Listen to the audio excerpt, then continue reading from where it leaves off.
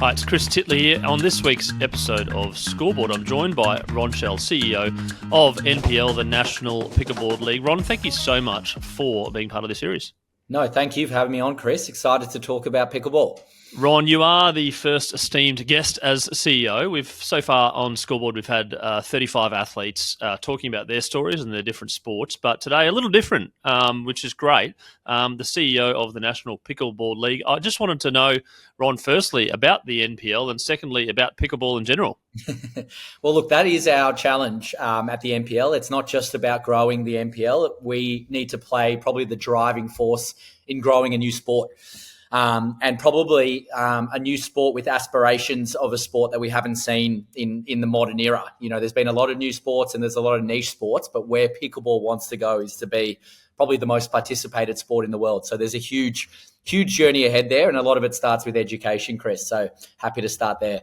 Yeah, no, for sure. And the game itself, the origins, and again, the presence in Australia and the popularity in Australia. I'd love the listeners to understand a little bit about that. Yeah, so let's take a step back to the quick history of pickleball. It actually was invented in the USA in 1965 in Washington State in a little island called Bainbridge Island by a guy called Joel Pritchard.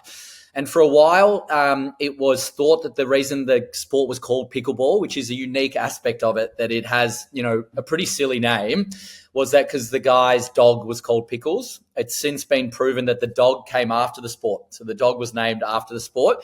The reason it was called pickleball is essentially the origins of the sport is that it's a mismatch of a variety of racket sports. It's a bit of badminton, a bit of table tennis, and a bit of tennis. And so this guy had all of those rackets and balls in his house, and he sort of put it all together to create the first version of pickleball, which is a mini tennis or a big table tennis. It's played on 60% size court of a tennis court, the exact same dimension as badminton. It's played with more like a carbon fiber paddle, so no strings, and a plastic wiffle ball with a tennis net that's slightly lower than a net. So once again, a big table tennis, mini tennis. And the reason it was called pickleball is because back in the day, when you took crews on ships that were a mismatch of all different ships, they were the leftover crew. They were called the pickle crew. And so it was the leftovers of all these different sports. And he's like, well, I'm going to call it pickleball. And that was how the sport started. And to be honest, the history there is that it was really a niche sport for the first 55 years. Where it was only played by a small percentage of people, largely played in retirement homes because it is an easier sport to pick up, so it can still be played by an older demographic. And what happened in 2020, obviously we know what happened with COVID, is people were looking for an exercise or activity and something social. And it just started to pick up steam in the US because of that. And then two things happened. Firstly, there were people that invested heavily in infrastructure. So previously it was played on multi-surface lines, wooden surfaces.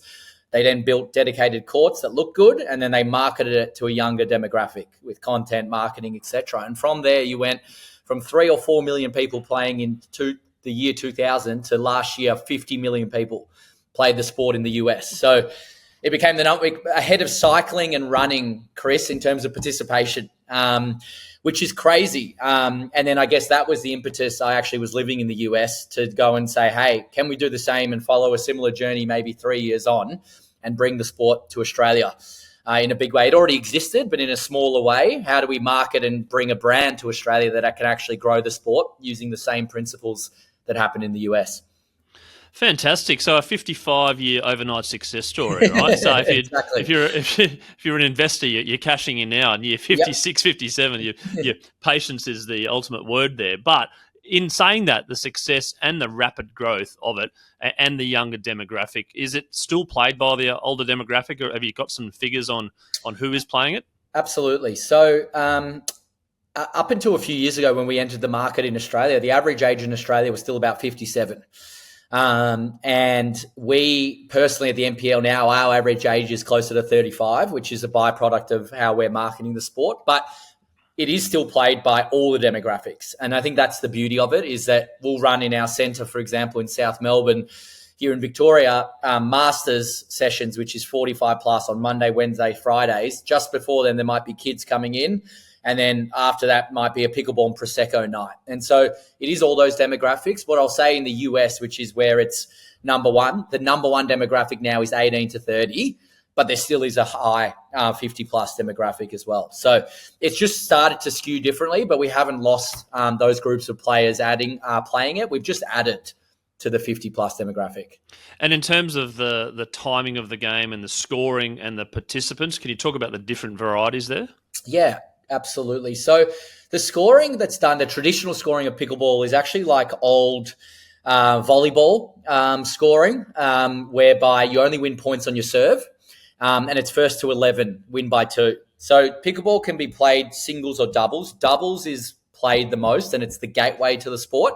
So 80% of pickleball really is doubles. It's the easier version. You don't have to cover as much of the court.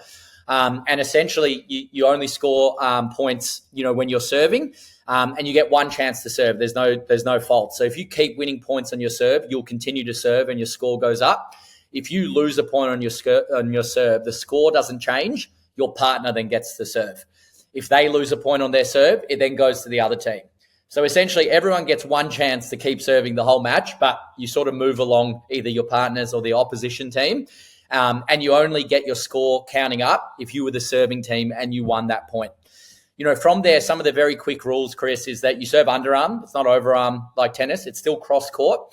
And you need to let the return bounce. You can't serve and volley like in tennis. But once the return bounces, it's very similar to tennis in that you're just playing over a net. You're trying to get it over. You're trying to hit winners. Except there is this very key part of pickleball different to tennis, which is called the kitchen or the non-volley zone, which is about 2.2 meters from the net. It's an area where you're not allowed to volley from in there, because what would happen is you'd end points very quickly because it's a smaller court. So you have to be 2.2 meters behind or outside of the kitchen to volley. You're only allowed in there to half volley if the ball bounces in there. So 3 main rules: underarm serving, can't serve and volley, and you're not allowed to volley from within this designated zone called the kitchen or the non-volley zone. And then otherwise, I really liken it personally to a big table tennis, where it's easier to pick up. You're still moving around, so it's like life-size table tennis, and I think that's what makes it such an accessible sport. It doesn't have that huge learning curve that tennis can have. That can be really daunting as a racket sport to pick up. No, for sure. And there's a little bit of kids' school handball in there as well, instead of some of the rules as well. Like I've played handball with my kids, and the serve thing and the rotation around, etc. Exactly. And I think with that's probably the most complex part of it. It's supposed to be a really simple sport to pick up. So it's funny, even when we run events, like we run large corporate events at our facilities, sometimes we'll just ignore some of the rules, like, hey, you can score on every point, or all of these things that are somewhat the complex parts. But once you pick it up, and if it's a smaller group, you obviously get the hang of it. It's probably that first bit where it's like, this is unique to this sport. This isn't the same as table tennis, and explaining that. But all the other rules and how to pick it up are pretty simply are the essence of the sport. And Ron, Scoreboard is about the intersection of business and sport, and you've come back from the US and wanting to do something in Australia. Can you talk about your journey, I suppose, that light bulb moment to go, actually, there's something really here?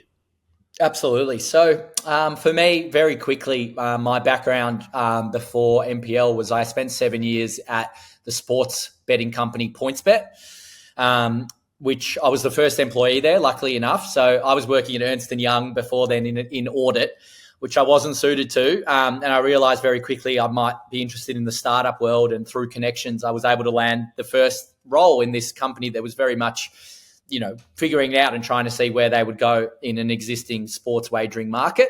But lucky enough that coming at the right time, right place, I was thrust into a lot of responsibility and was able to be there pretty much from the start to see a company grow from nothing. There were 5 of us to when I left, there were 1,200 people worldwide, and we were operating in US, Canada, and Australia at the same time. And part of that journey was they sent me along with the US CEO to start the US side of the business once sports betting was legalized in 2018. And so we went over as PointsBet Australia, started PointsBet USA, and I was lucky enough to live in New York and then in Denver, Colorado. And while I was there in Denver in that last year or two, when I'd already decided that, it was 7 years was enough, it was an intense sort of startup environment. I loved every second of it, but it was time to explore new opportunities, I started to get invited to play pickleball. And I was as curious as everyone. What is this sport? Sounds weird. I've already got enough sports. And I actually decided not to play for the first 6 months. Now I'm so heavily involved in it. But I looked at YouTube videos and I didn't think that I wanted to play this sport. But when I finally did agree, what was interesting to me, Chris, is that I played it with people that normally aren't sports obsessed. So they weren't the people that loved NBA or NFL or AFL like I do. They were people that were just looking for something to do that they could actually do as a group, and fitness and wellness and social. And when I walked off with them, it wasn't necessarily at that moment. I had the light bulb moment. It was probably a few months later, but I remember them talking about pickleball with a pride that they never talked about sport before. You know how you have some friends that are obsessed with sport and some that aren't. And you literally, with the ones that aren't, they don't actually want to talk about sport. You have to talk about everything else with them. These were the friends I was playing pickleball with. And so fast forward a few months later, I moved back to Australia. I'm starting to look at, like a lot of people do when they move from overseas back home, it's like, hey, what was done well in my region that I saw professionally that I could potentially do back now that I'm back in my hometown. And so I wrote a list of 10 things. And there was 2 things I was looking into out of those 10. One of them was paddle, which is the other fastest growing racket sport in the world, big in Europe and South America. And the other one was pickleball. And pickleball I'd been exposed to, and I'd seen this growth, and it started to realize, hey, why has this sport done it? And that's why I started to do research into it. And then when I looked into the Australian scene, all the photos were of people 60 plus. They were grainy photos. It was played on hardwood floors with netball and badminton and basketball lines. I'm like, this is not how the sport's going to grow. If it's going to grow, and that's still an if, it needs to be marketed better. And so the vision there was, hey, let's create a league that focuses on creating a pathway eventually, but actually is masquerading as a brand. We are trying to modernize the sport, make it more accessible, and bring it to Australia and market it better. And that's what was done well in the US. Like any good idea, I'm just taking something else and modifying it to a different market and a slightly different audience. But with the proof points that, hey, there are a lot of similarities in how we consume sport and pop culture. If it can work in the US, I think we can make it work in Australia. And so, yeah, we started the National Pickleball League December 2022, me and three others, and then went full-time really from April 2023 and raised our first set of capital in July 2023, and it all started from there. Well, that's brilliant. And in terms of the startup mentality as well, there's obviously a lot of moving parts. So you're kind of a startup in your own right. I'm wondering whether there's a sort of an inclination, like in the early 90s or so, there was a lot of Australians that had tennis courts in their houses, whether that's going to be a trend soon, but people can have pickleball courts in their houses. Well, I think so. And we've started to see a lot of residential inquiries come through, and it's smaller. Once again, you don't have to have as big a space, or for every tennis court, you can fit 3 pickleball courts, and 4 if you really wanted to. We recommend 3 to have the right sizing. What I'll say, Chris, in the US, it has become a phenomenon, and it's actually created a bit of controversy because pickleball is louder than tennis. The pop of the paddle versus the plastic hitting onto carbon fiber creates a lot of noise compared to a tennis ball on string. And so there's already been a lot of council disputes around that. And technology is trying to improve and reduce the sound of pickleball paddles and balls. But there's a stat I read sometime last year where Airbnbs that have a pickleball court can now charge 60% more than other Airbnbs in the exact same area. There you go. So there you go. You're all over it, Ron, in terms of the housing and in regards to the stakeholders involved in terms of the growth. You've got people like governments, I'd imagine, that are implementing pickleball courts or can implement pickleball courts. You've got corporates that may want to get involved. You've got the individuals. There's a lot of moving parts and people that you're talking to. How have you gone with the progression of the NBL in terms of getting it to a stage where you're happy with and then that next level of explosive growth? Yeah, so I think the biggest thing there that you touched on is around like governments and that thing, and that actually hasn't properly happened yet. So some background for you and the listeners, pickleball is still not recognised as an official sport in Australia. Now, most people don't go and look up those things anyway, and if they see the NPL and all these things happening, like they just assume that it is a sport. But the Australian Sporting Commission needs to recognise a governing body for a sport to then be recognised as an official sport. And no one has been recognised just yet because it is still so new. There's a company, business called Pickleball Australia Association, who we have a partnership with that are trying to be the governing body. They're the acting governing body right now. They're also quite new. They were in 2018. But what it's meant, Chris, and where I'm getting to is we actually haven't seen much government funding or any funding into the sport. Largely, it's all been private, and that's been largely driven by us. And therefore, it's probably been a double-edged sword. We've been able to move at a pace that we probably could never move at if there was an established sport and established frameworks and funding going to X, Y, and Z. And what we've done in 18 months, we would never be able to do in another sport, which has been amazing for the NPL. On the flip side, we've carried a huge burden where, to your point, you need more council-driven courts. You need more funding into the sport that can build the clear pathways from education and schools. That hasn't happened, but we believe that this year, and at very latest next year, there will be a governing body awarded.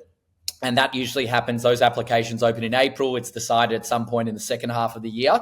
From there, we've already started to engage with stakeholders in government and others. People are starting to really know about the sport. But I think once it gets that official designation, that's when you'll start to see this, I hate to use the term, but hockey stick growth, where we've gone from 20,000 participants in Australia 2 years ago to just under 100,000, which is great growth. It just overtook squash last year, which is, I know, a dying sport, but still, pickleball was nothing. We want to get to 1 million participants by 2028. To do that, we could do everything within our power, and we probably would get close, but we wouldn't get there. We need the government to come behind it, and I see that happening over the next 12 months. One of the things that did happen, Chris, is Tennis Australia finally decided to get involved, and we have a close relationships with them, but they ran the first ever pickleball tournament at a tennis Grand Slam at the Australian Open earlier this year. So that was the first time that any Grand Slam around the world ran a pickleball tournament, when for the last few years, pickleball and tennis have actually feuded a tiny bit. But now a lot of the smarter tennis-focused people are like, hey, we can't keep fighting against this. This is going to happen whether we like it or not. They're just going to take all of our courts. So why don't we try to control that somewhat and, maybe create racket centers of excellence, all these different things. But a great starting point was Tennis Australia put on an Australian Open pickleball slam on Show Court 3 during the last 3 days of the Australian Open this year. That's very forward thinking from tennis. And I'd assume you did mention earlier in the podcast around it's like 60% of a tennis court. So I would assume that some people can use existing tennis courts to play pickleball. Which is very common. So to mark up multi-lines, which is the preference. Now, our preference at NPL is that no sport that has any premium status or is considered, a top sport is played on multi-lines. You have your own dedicated courts. But as a starting point, you can take a tennis court and multi-line 3 courts there, which is definitely starting to be done around the country. And, that is the easiest way to pretty much overnight, you could do with tape, is to create pickleball courts out of tennis courts. And what a lot of existing tennis facilities have done is they've used that as a test. And then from there, they've then gone, cool, well, this is great. We actually don't use one of these tennis courts at all during the day. Yeah, it's packed at night, but it just sits there dormant. So why don't we turn that one into 3 pickleball courts, and then they add a second and make it 6? And what we're finding is a lot of these centres, and they often come to us now as the, I guess, 4 leaders in pickleball, they want to know about the revenues and whether they can get people through the day. But we're seeing a lot of centres are starting to figure out that don't need to get rid of all your tennis courts. There is a happy world where tennis and pickleball can coexist, but you probably have some of these tennis courts sitting there not making you any revenue for a large portion of your week. You can flip that. You can add 3 revenue streams to one. You can then double the revenue on each of those individual revenue streams by just making a call to get rid of, something that obviously is a big part of the fabric in Australia, but you still keep tennis courts for those that are playing it. Yeah, absolutely. And a number of schools have tennis courts too. So therefore, if you start getting the kids playing, wanting to play the sport when they leave school, then they're like already familiar. We've played for 5 years, etc., and I'm pretty good. Yep. And that's on that topic in terms of being pretty good. Firstly, are tennis players good at pickleball? And secondly, I suppose if you are good at it, where can you go and what can you do? Well, that's you've come to the perfectly right place. So I'll answer the second question first and then the first question, because a big part of what we're doing by creating professional pathways is also recruiting people to the sport. And so at the National Pickleball League, we have a professional tour that has two sections to it. You have traditional tournaments, which people would be used to in tennis, where you have singles and doubles formats, except singles, doubles, and mixed doubles are equally as popular. And so we run those standalone tournaments. For example, we've already one run in Sydney this year, and we're running 6 total with $300,000 of prize money, which I'll get back to in a second. Secondly, we have our professional teams league, which is the NPL. That is 18 teams across New South Wales, Queensland, and Victoria with 4 players per team, and 24 players per state, 72 total professional players. And so as a good player, that is your pathway, is you can be drafted. We hold a draft, so it isn't that everyone can apply, but we pre-select captains and they draft in a snake draft format. However, anyone can play in the tournaments. However, we do cap the brackets at certain numbers based on the limitations of the centres we're playing. What we've found, Chris, is tennis on the professional side, I'd say 60 to 70% of the best players have a tennis background, if not higher. It does not translate really well. Squash as well, racquetball. Yep. Tennis is the most common, but any racket sport, you can then get a bit of a head start on the pickleball side. And so some of our very best players, nearly all of them, have some sort of tennis background, and often quite a high one. However, the beauty of the sport is you don't necessarily need to be a top 200, 400, 600 former player. You know, if you're in the top 2,000, 4,000, 5,000, still a very handy player. That probably translates enough. What's interesting, however, is that tennis translates really well to the singles aspect of pickleball, but doubles is a lot more strategy, finesse, specific to pickleball, that we see it all the time. These gun tennis players come in, they take really big scalps, like beat some of the best singles pickleball players, and they get beaten comprehensively in their first few months in doubles. But once they figure it out, they become these multi-talented players. But on the grassroots, which is where I think the true commercial value lies in pickleball, you obviously need a professional league, and for people to think, hey, cool, it's cool that there's professionals playing. On the grassroots side, really, racket sports are not required to get started. And I think that's been where there's been such a success, because you have people that would not be able to play nearly any other racket sport from reasons of health or fitness, athleticism, coordination, that are still able to play pickleball. So pro side, tennis player certainly helps. Otherwise, yeah, it helps obviously if you're social playing, but you certainly don't need it as a prerequisite. And Ron, from the US and seeing the people that have succeeded in pickleball, and you know, I can name most people can name tennis players as household names, both male and female, etc. How close are you to sort of recognizing those people? They're out there, they're doing it for a profession, they're making X amount of dollars, yep, I suppose, as a professional pickleball, yep, player, and then to get that sort of younger generation demographic using content as well. Yeah, absolutely. So in the US, which I always say the US is about 3 years ahead of where Australia is, because they started moving things. 2022 was a big year, then 3 and 4, and we're sort of 3 years behind that in terms of trajectory. But I'll list some tennis players for you now that are professional pickleball. Jack Sock, who was a top 10 player, he's a top 20 player in pickleball. And through endorsements and contracts, earns quite a bit. Eugenie Bouchard, yep, who had a good run. She's now a professional pickleball player, very marketable as well. And there's plenty of others that have made the switch. Now, in the same vein, that's been even what tennis players in Australia have looked at and go, wow, if Jack Sock, Eugenie Bouchard, Isner, Sam Querrey, and a few others are making it, then this is cool now. Like, I don't have to be embarrassed to make the switch over. And so we use that as a carrot, and we also try to market the sport so well that it looks premium. And even the people that we speak to, they always tell me the same things. For 6 months, they were just monitoring it. They didn't actually want to tell their tennis friends that they're making the switch to the smaller, little cousin. But once they started to see the marketing coming about that other players are doing it, and then here's the kicker, Chris, the prize money they can earn in pickleball immediately is so much more than what you can earn in tennis, unless you're a top 200 player in the world, which there's 200 people. So we had a great example is we had a guy called Tom Evans who made it as high as maybe 800 in the world in tennis. He came over and in his first year probably made 20, 30, 40,000 in prize money.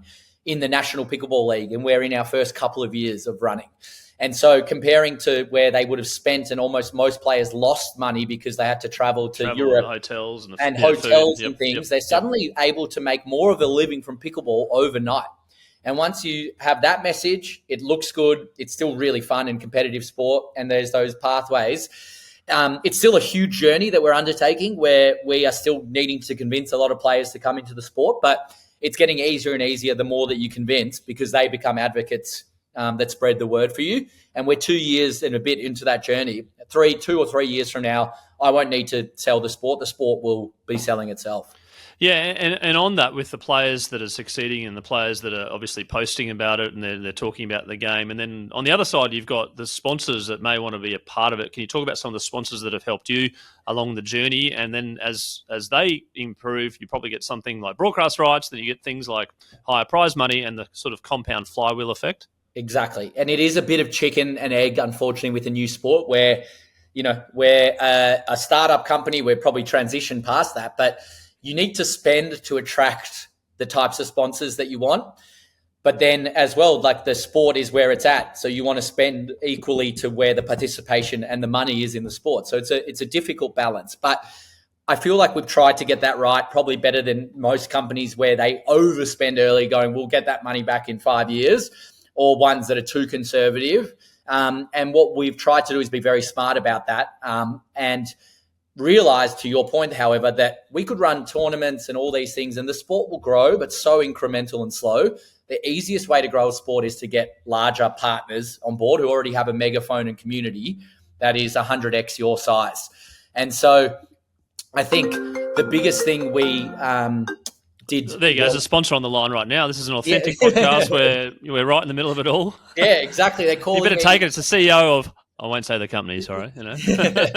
Well, look, I'll dive into what... So we started getting, interest from pickleball-specific companies to begin with, which is very obvious. But where things change is when non-endemic partners get involved. And the biggest one we got involved was July last year, AHM, health insurance.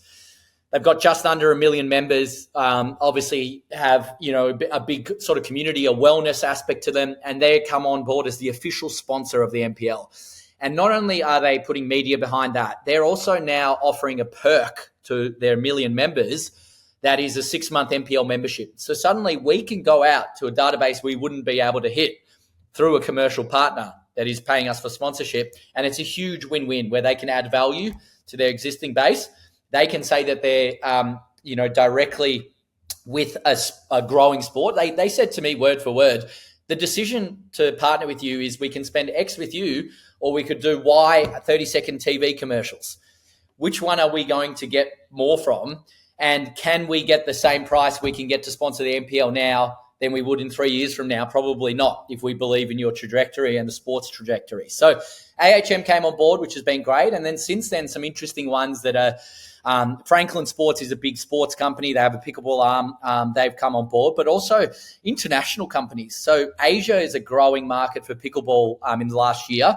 And the airline Vietjet, which is the largest airline in Vietnam, they just signed on as a major sponsor. And that's crazy to think that they're a Vietnam-based company sponsoring a new sports league in Australia. But it shows, if you believe, which they do, Vietnam has the highest courts per capita in Asia currently, and India and China, Malaysia, Singapore are also investing heavily. If you believe the sport's going to grow in your region and that region, there is this benefit to find these commercial partners. So what we need, Chris, is more of those non-endemic large sponsors who are willing to then go out to their audience.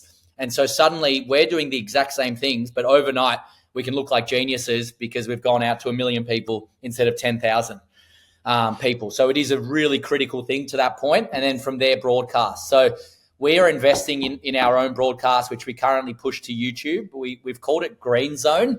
I don't know if you follow the NFL and Red Zone, but it's something I loved when I was living there. And I just thought it was a great way to get a casual fan into the sport who doesn't want to watch 4 hours of NFL with commercial after commercial after commercial. So we're trying to create that with pickleball. I don't know if long-term pickleball is going to be watched by the casual fan if it's just 3-4 hours of straight pickleball. But we have 9 games happening around the country in our professional league. Can we take the best bits of that and add commentary and add instant replay to that, can that be a long-term viable broadcast product? I think that's the best chance that we'll have. And so that's where we're investing in there. We're investing X amount of money, but making it look as good as possible so sponsors take interest, then we can invest more and, to your point, eventually sell those broadcast rights when it makes sense. Yeah, I've seen some of those commentary raps on Instagram. They're very good. The names and the team names are pretty good and pretty synonymous with other sort of organisations, and I think that's important to kind of go, actually, I know this team, or I'm following this team, or I'm following that player, for instance, which I think what the kids do as well when they look up on the posters and the trading cards and all those things to come. But you are a newish style business. You're a newish style sport. How important is to get the technology, the infrastructure, and the communication right early, so people don't sort of feel like, oh, I don't know where to start. Oh, the registration sign-ups are really hard. It's clunky. No, I don't really like this. Yeah, I think that's the hardest thing to balance as any startup, is that, there is that balance between getting everything perfect and the user journey perfect to just going out and doing things.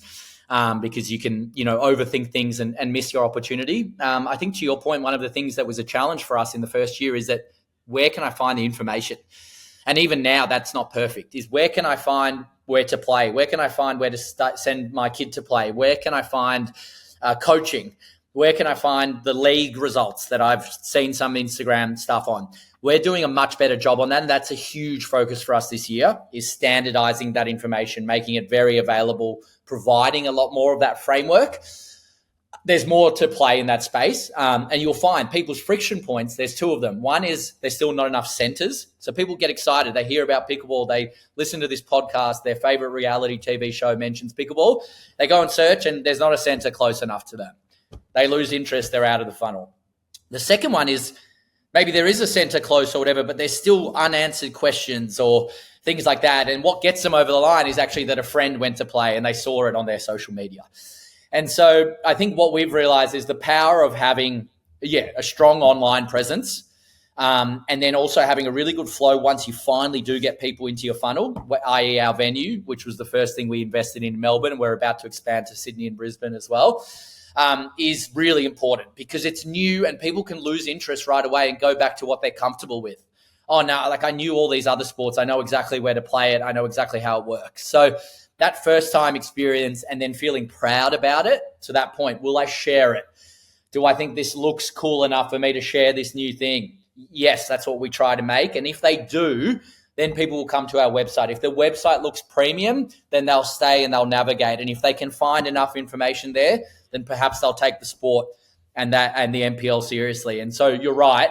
One of the areas I think that we, like any company, needed to work through in our first year is we ran these tournaments, we were running all these great events, but we were losing people on the journey because they're like, well, cool, where do I play? How do I find this? And it wasn't that clear. We've improved that. I'd say we're 60% of where we need to be. Once we get to closer to 100%, you'll start to see the incremental flow-ons is just when you have a good user journey, people will find places to play and they'll play it regularly. And I think, Ron, in terms of the success of some sports, you've got cricket, which was a 5-day game. They've turned it into a 2020 product. You've got innovations within the NFL. You've got innovations within the NRL with things like Golden Point, etc. How are you thinking about the game 5 years down the track, where there could be different things introduced? There could be a World Cup. There could be like a State of Origin product. There could be a whole lot of different things. What are you thinking around pickleball? Yeah, so I'm pretty passionate about this because what is unique about pickleball is that I don't think, and look, we spend most of our time, energy and money on the professional side, but I don't think that's the pure beauty of the sport. And that presents a unique challenge in that I think it can be played by everyone.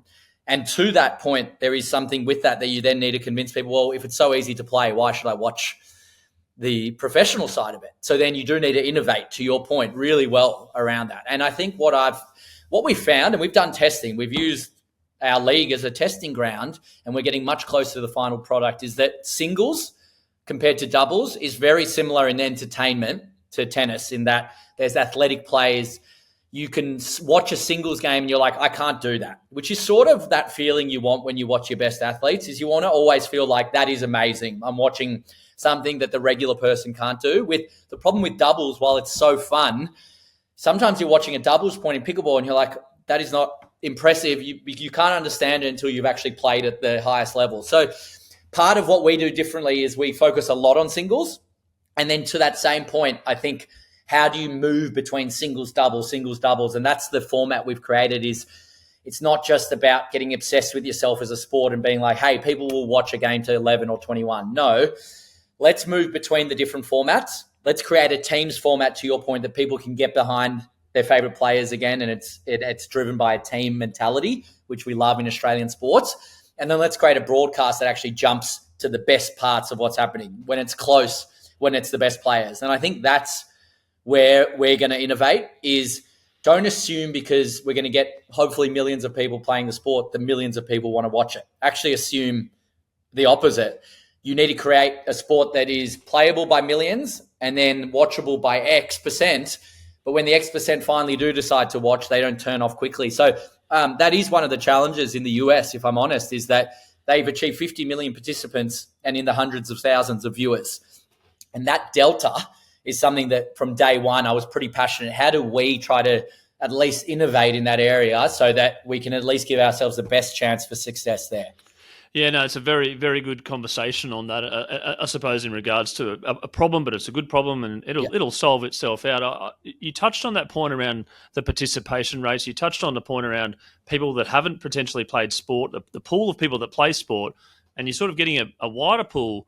Can you talk about the mental health benefits, and I suppose some stories that you've got from people that weren't playing sport, now playing it, going, actually, this has changed my life, It's probably the most common thing. And look, there's always hyperbole. Everyone loves a good story. But the amount of people that have fallen in love with pickleball because of the fact that it's created a completely new outlet and community for them that they now feel a purpose for again. I mean, there is a great feeling that comes with being okay at a sport.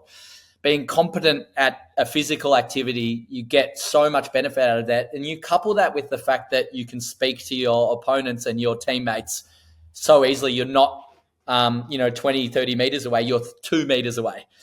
You've suddenly created both the benefits of exercise and well-being with the ability to socialize in the moment, with the ability to socialize in the moment with more people than you could have previously because it has such a wide accessibility. So you've touched on 3 sort of key pillars of what people are looking for to do outside of going to the pub and getting a meal. That hits exercise, it hits socializing, and it hits, a level of achievement. And so you're able to do all those things, and the mental health benefits that come from that are very well documented.